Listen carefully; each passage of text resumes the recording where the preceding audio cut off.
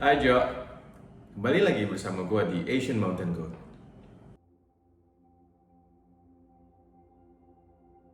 Kalau gue bisa mulai dulu, sebelum gue mendaki gunung pertama gue, pertanyaan yang gue punya adalah gunung apa dulu yang mau gue daki?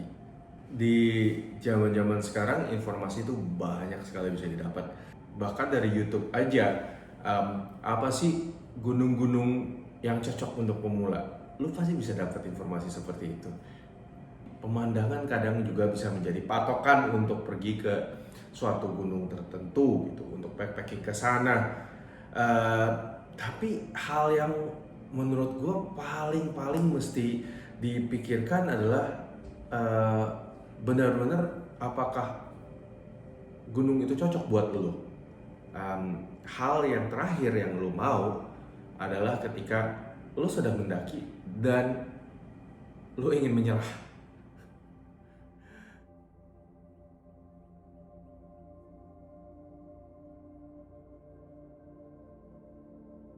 Hal pertama atau aspek pertama yang akan gue bahas adalah elevasi, ya, atau elevation gain. Hal apa sih yang pertama kita ketahui mengenai gunung? Biasanya adalah ketinggiannya, atau yang sering disebut MDPL atau meter di atas permukaan laut, gitu ya. Jadi ada gunung-gunung yang dikelompokkan dengan ketinggian kurang lebih 2000-an meter di atas permukaan laut. Ada juga yang di atas 3000, ya, ada juga yang di atas 4000 dan sebagainya dan sebagainya. Tingginya suatu gunung tuh belum tentu langsung bisa dikatakan susah. Mungkin yang harus kita perhatikan adalah uh, tinggi gunung itu memang let's say mungkin 3000-an meter. Tapi kita mulainya dari mana? Di ketinggian berapa base camp itu berada? Base camp sampai dengan puncak atau campground itu berapa? Itu yang menurut gua lebih penting gitu. Memang gunung yang lebih tinggi, MDPL yang lebih tinggi biasanya memberikan komplikasi yang lebih banyak. Jadi betul, nggak salah gunung yang lebih tinggi lebih susah didaki. Tapi masih ada aspek-aspek yang lain gitu. Ketinggian hanyalah salah satu aspek kesusahan dari gunung tersebut. Hal yang kedua atau aspek kedua yang akan gue bicarakan adalah jarak atau waktu tempuh. Seberapa jauh atau seberapa lama lu akan berjalan dari satu titik ke satu titik lain. Kalau jalan cuma setengah jam sih oke. Tapi kalau jalan 10 jam, pastikan dulu riset dilakukan, mencari tahu gunung itu di mana lokasinya, rute-rute resmi, ingat ya, rute resmi yang tersedia apa aja, ada biasanya ada lebih dari satu rute resminya, dan pelajari rute resmi tersebut. Belajar untuk juga membaca peta topografi, jadi bisa ketahuan dari sana berapa jarak dan kira-kira berapa terjal gitu.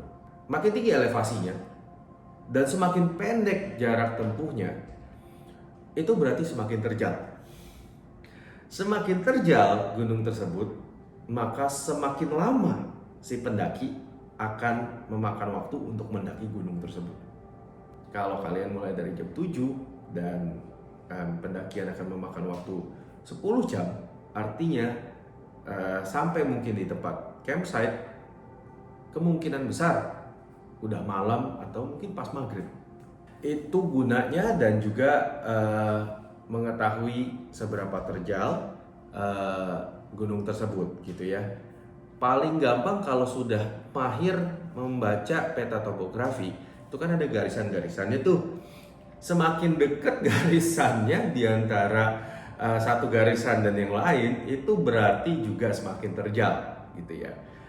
Itulah yang membuat serunya mendaki gunung. Berikutnya, gue akan bicarakan aspek yang namanya medan. Gue belum mendaki semua gunung di Indonesia ya. Akan tetapi dengan perjalanan yang sudah gue lakukan, gue bisa berkata bahwa dari satu gunung ke yang lain itu karakternya berbeda. Medan yang dibicarakan di sini adalah mungkin kita bisa bilang macam-macam, seperti bebatuan, seperti tanah, akar, lumpur, dan sebagainya. Jadi tergantung dari fungsi cuaca dan juga tergantung dari natur atau mungkin tipe dari gunung tersebut. Kalau gunung tersebut adalah gunung aktif gitu ya, masih ada keluar belerangnya, ada keluar asapnya, maka mungkin sebagian dari gunung itu akan diliputi oleh vegetasi atau hutan tropis biasanya kalau di Indonesia ya. Tapi menuju ke puncaknya itu biasanya adalah bebatuan. Mungkin menuju puncak udah kecium gitu belerangnya seperti itu. Akan tetapi bisa dibilang juga ada gunung-gunung yang mungkin udah nggak aktif atau gunung mati gitu ya. Bisa jadi gunung yang seperti itu vegetasinya jadi lebih lebat gitu. Dan selain vegetasi pun kadang kita bisa menemukan di perjalanan kita sabana atau savana ya, atau bukit-bukit yang lebih terbuka gitu. Nah, jadi medan-medan seperti ini yang membuat karakteristik gunung yang satu dengan yang lain itu berbeda. Ada beberapa medan yang lebih mudah dan ada beberapa medan yang lebih sulit. Ada orang yang bilang, oke, kalau emang sebagai pemula langsung aja ke gunung yang lebih susah. Jadi biar nggak kaget nantinya untuk gunung-gunung lainnya.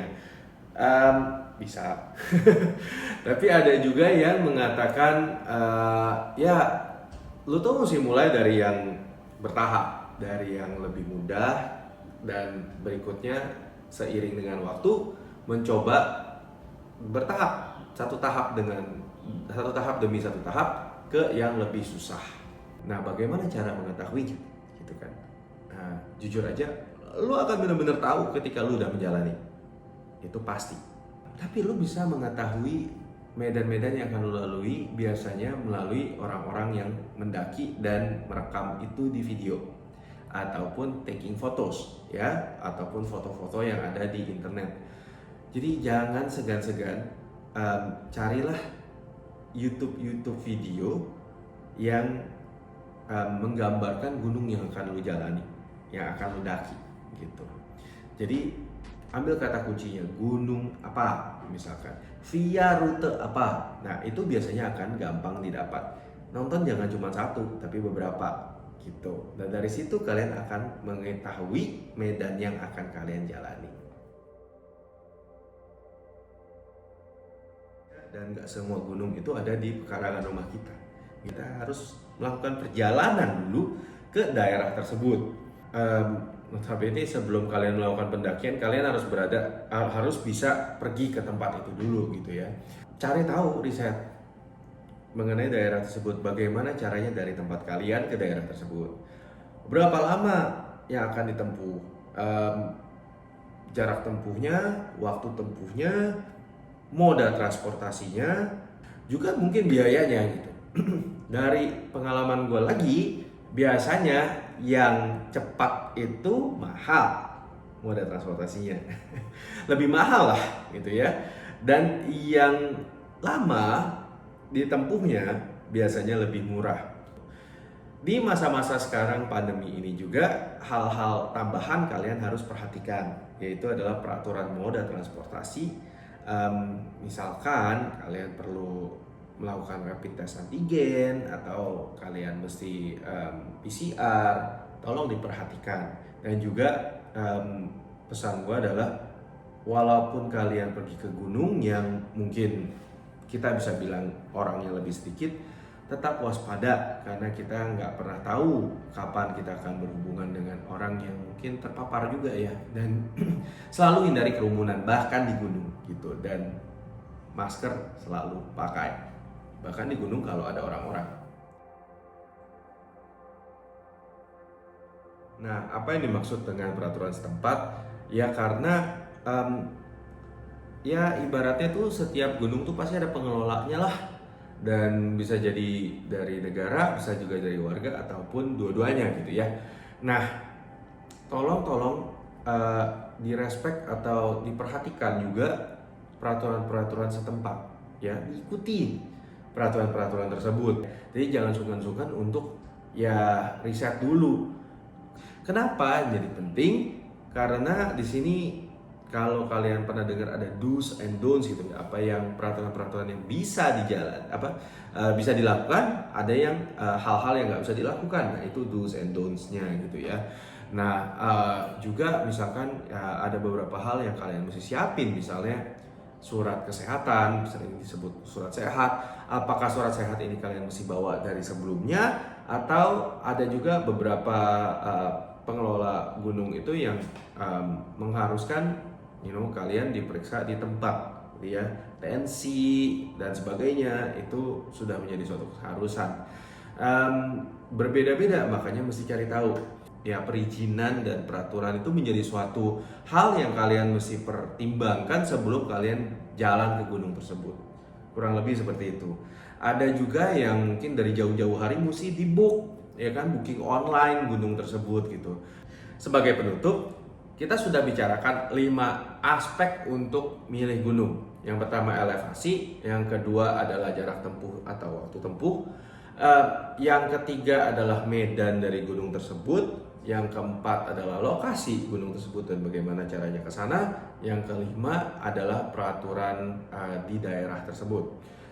5 aspek ini bisa kalian gunakan setelah kalian riset-riset ya dari satu gunung dan yang lain untuk memilih atau memastikan gunung pertama yang akan kalian jalani gitu. Tentunya ada level surprise-nya, level deg-degannya lah ketika kalian benar-benar jalanin, karena semua itu akan baru kalian bisa rasakan dan kalian ketahui ketika kalian sudah benar-benar menjalankan pendakiannya gitu. Dan tentunya 5 aspek ini akan membantu untuk mengurangi level surprise-nya itu gitu. Jadi pilihan dikembalikan ke kalian.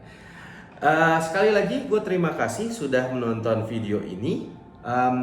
Jika kalian suka, berikan likes, komen. Tolong di komen kira-kira ada aspek apa lagi yang kalian pikir, atau mungkin ada cara yang lebih mudah yang kalian terpikirkan untuk memilih gunung mana yang kalian mau daki. Gua akan balas semua komen-komen kalian. Share video ini jika kalian suka ke teman-teman yang menurut kalian memerlukan informasi ini, dan jangan lupa subscribe untuk channel ini bisa lebih berkembang lagi. Terima kasih.